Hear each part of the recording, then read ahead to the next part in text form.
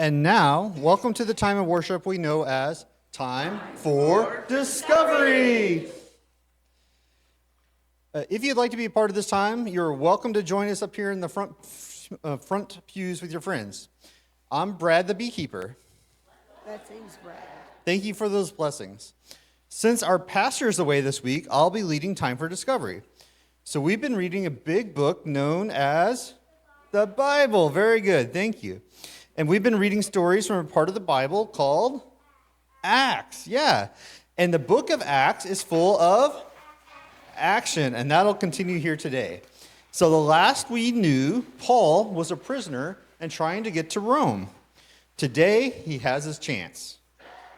There's a boat headed to Rome. Here's the captain of that boat now.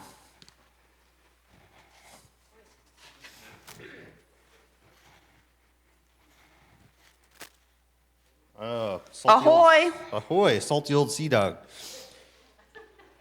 Are you the captain of this boat? Aye. All right.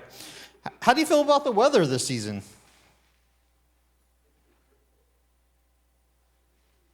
It's fair. All right. Should be a good journey. You know, the Apostle Paul, that prisoner over there, thinks it's a bad idea.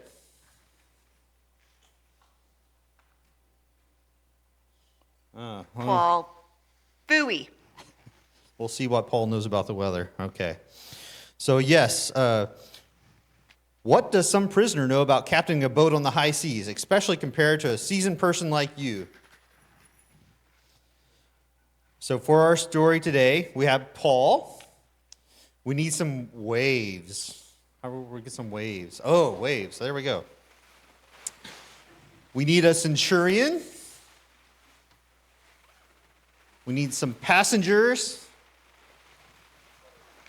and some deckhands. So feel free to come up and assume a role.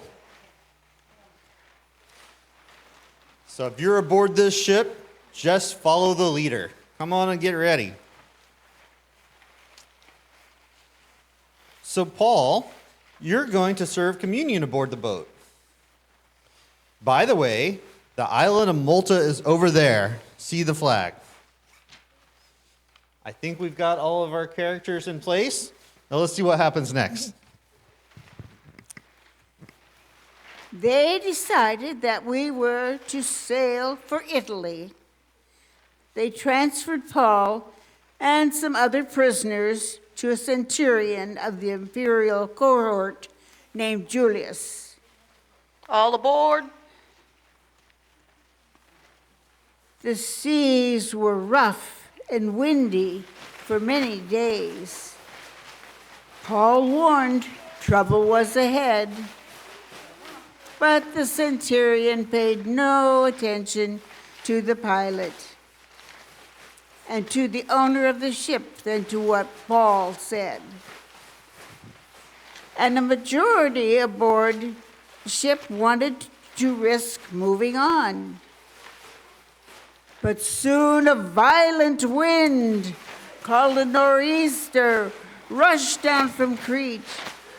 We were being pounded by a storm so violently that on the next day they began to throw cargo overboard. And on the third day, with their own hands, they threw the ship's tackle overboard.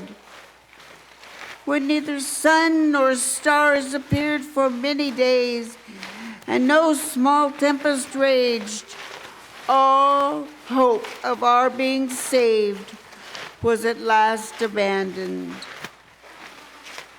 Since they had been without food for a long time, Paul then stood up among them and said, "Friends, we could have avoided this damage and loss.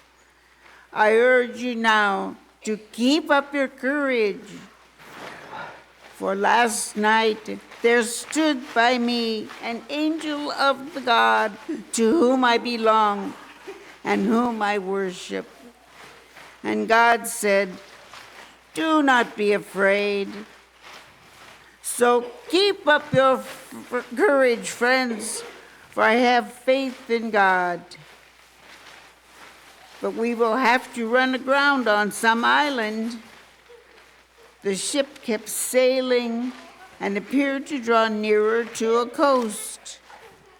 Just before daybreak, Paul urged all of them to take some food, saying, "Today is the 14th day that you have been in suspense and remaining without food.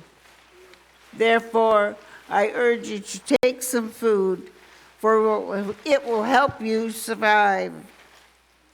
After Paul had said this, he took bread and, giving thanks to God, in the presence of all, he broke it and began to eat. Then all of them were encouraged and took food for themselves. Then, striking a reef, they ran the ship aground. The ship was being destroyed by waves. The centurion ordered those who could swim to jump overboard first and make for the land. And so it was that all were brought safely to land. We then learned that the island was called Malta. This is the word of the Lord. Thanks be to God.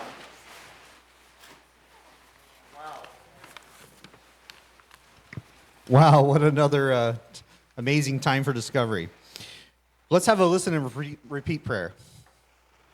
Oh, Father, keep us safe from storms. Keep us safe from storms. Give us the faith of Paul. Give us the faith of Paul. Feed us with the bread of life. Feed us with the bread of life. And help us to swim to safe harbors. And help us to swim to safe harbors. Amen. Amen. Squeeze in for a group photo. Actors, the centurions, passengers, deckhands, waves.